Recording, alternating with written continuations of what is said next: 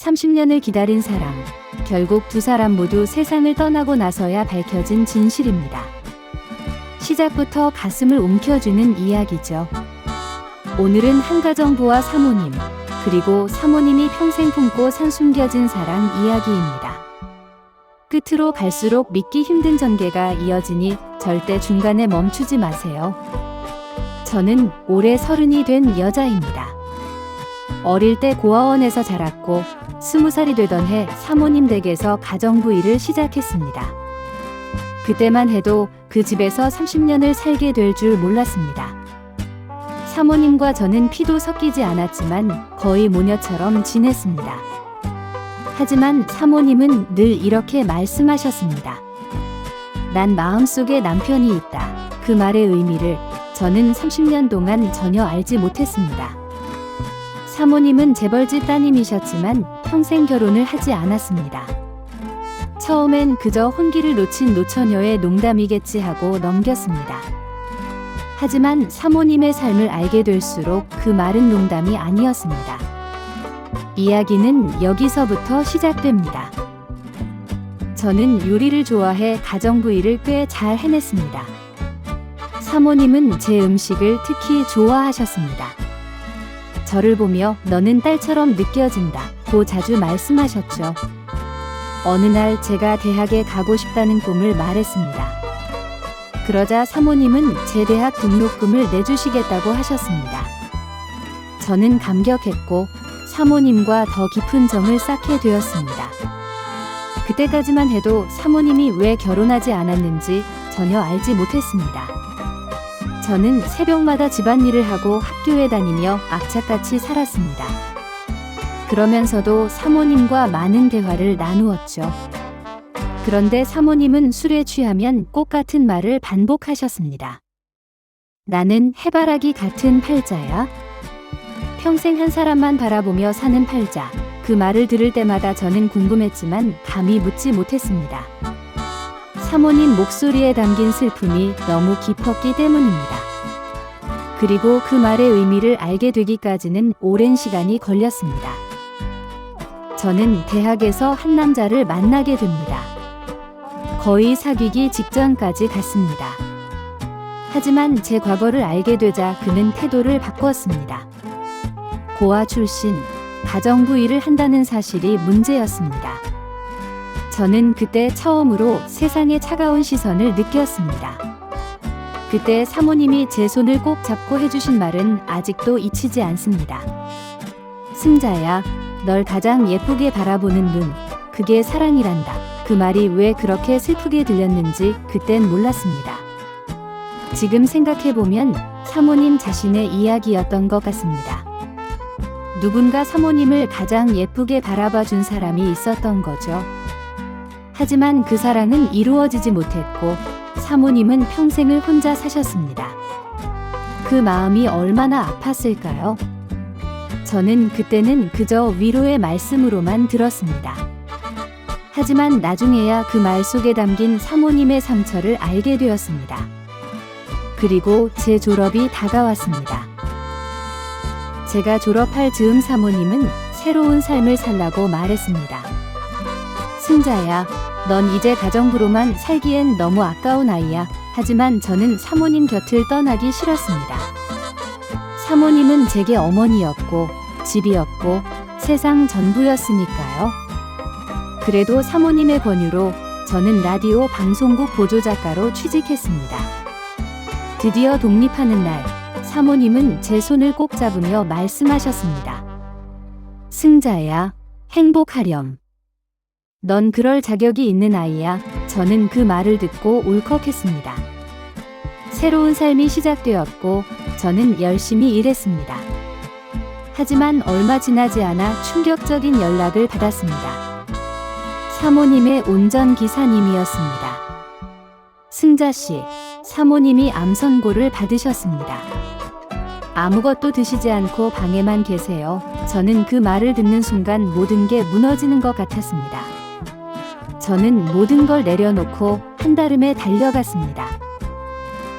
사모님 모습은 믿기 어려울 만큼 쇠약해 있었습니다. 승자야, 미안하다.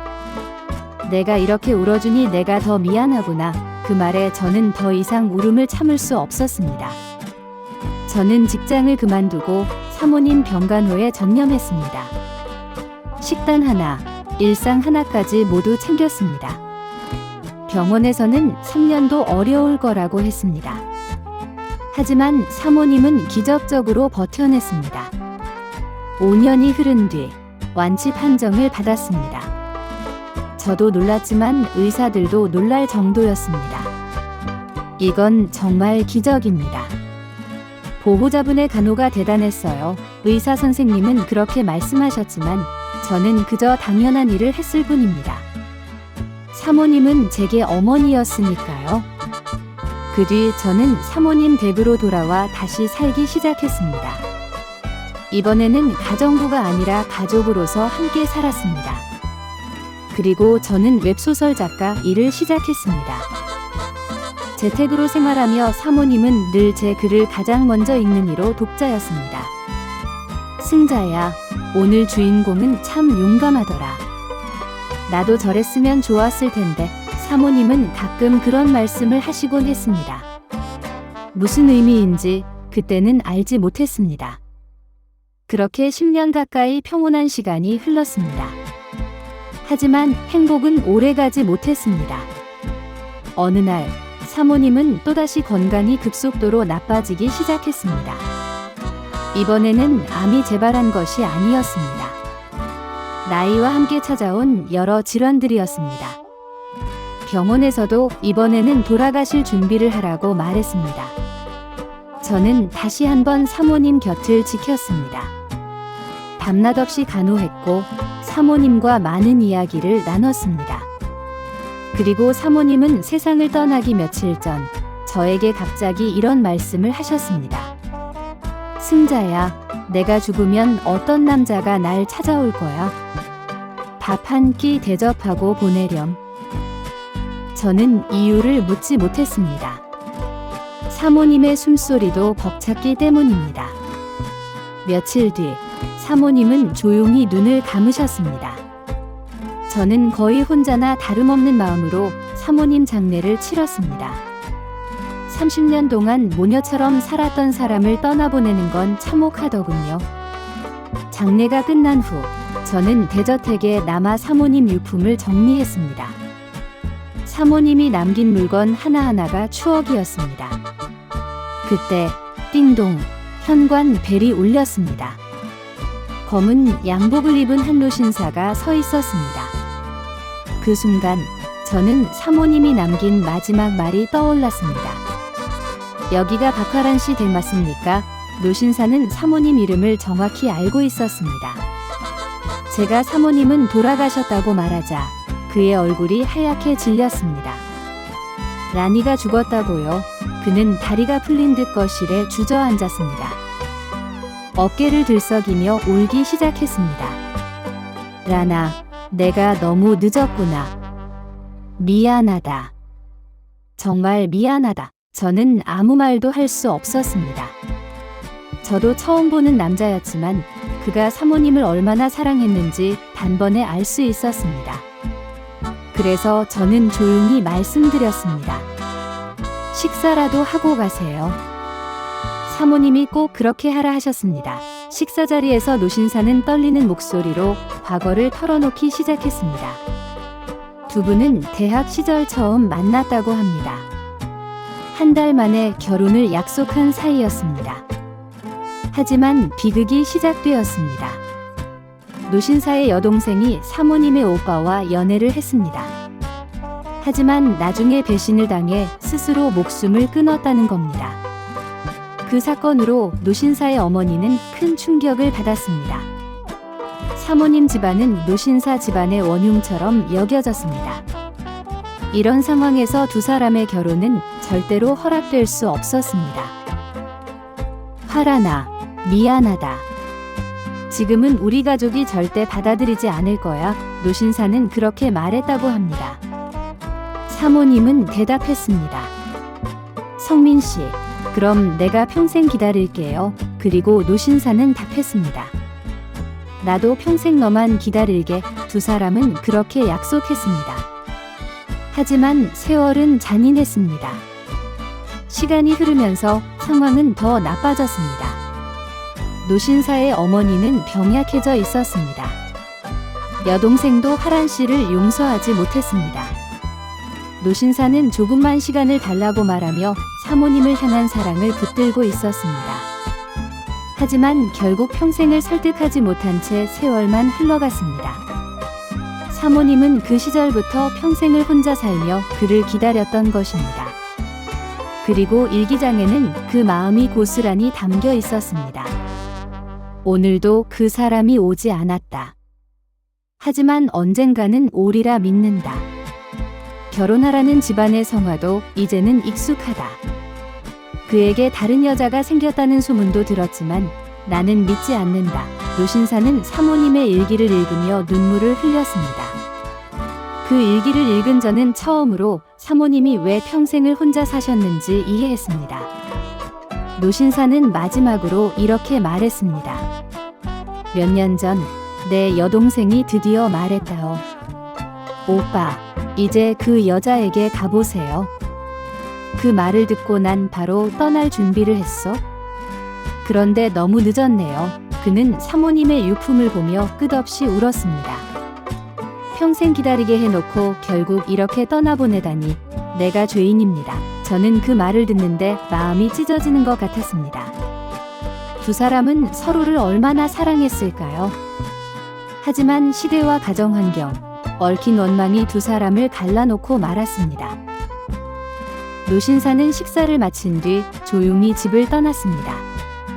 그 뒷모습이 마치 오래된 그림 속 인물처럼 너무나 슬프고 허망했습니다. 그리고 며칠 후 전혀 예상치 못한 전화가 왔습니다. 김성민 씨의 아드님입니다. 아버지가 어젯밤 돌아가셨습니다. 제 손에서 휴대폰이 떨어질 뻔했습니다. 그분은 사모님을 만나고 다음날 스스로 세상을 떠났다고 했습니다. 그리고 유언으로 이렇게 남겼다고 합니다. 내가 가진 건 아무것도 없다. 하지만 화란의 일기장은 그 아이에게 돌려주어라. 저는 장례식장에 가서 마지막 조문을 드렸습니다. 그곳에서도 노신사의 아들은 말했습니다. 우리 아버지는 평생 한 사람만 사랑했습니다. 그 때문에 우리 가족이 불행했지만 이제는 이해합니다. 그리고 한 가지 부탁을 했습니다. 두 분 나란히 묻어드리고 싶습니다. 결국 사모님과 노신사는 같은 언덕, 같은 바다를 바라보는 자리에 나란히 묻히게 되었습니다. 저는 그 앞에서 오래도록 앉아 있었습니다. 사모님이 남긴 일기장을 끝까지 읽으며 50년 넘게 이어진 단 한 사람을 향한 사랑을 느꼈습니다. 기다림, 그리움, 그 모든 마음이 제 가슴으로 그대로 들어왔습니다. 사모님, 이제 그곳에서는 마음껏 사랑하세요. 이 생에서는 이루지 못했지만 부디 다음 생에서는 꼭 만나 이어지세요. 저는 두 분의 묘 앞에서 그렇게 기도했습니다. 그리고 여러분께 조용히 말씀드리고 싶습니다. 혹시 마음속 깊이 떠오르는 사람이 있다면 오늘만큼은 그분을 떠올리며 편히 잠드셨으면 좋겠습니다. 이 이야기가 여러분 마음에 조금이라도 와닿았다면 댓글로 짧게 한 줄만 남겨주세요. 어떤 부분이 가장 마음에 남으셨나요? 저도 하나하나 읽어보겠습니다. 30년을 함께한 사모님, 그리고 평생을 기다린 두 사람의 사랑 이야기였습니다. 다음 영상에서 또 다른 이야기로 찾아뵙겠습니다. 여러분, 오늘도 사랑하는 사람 곁에서 행복하시길 바랍니다.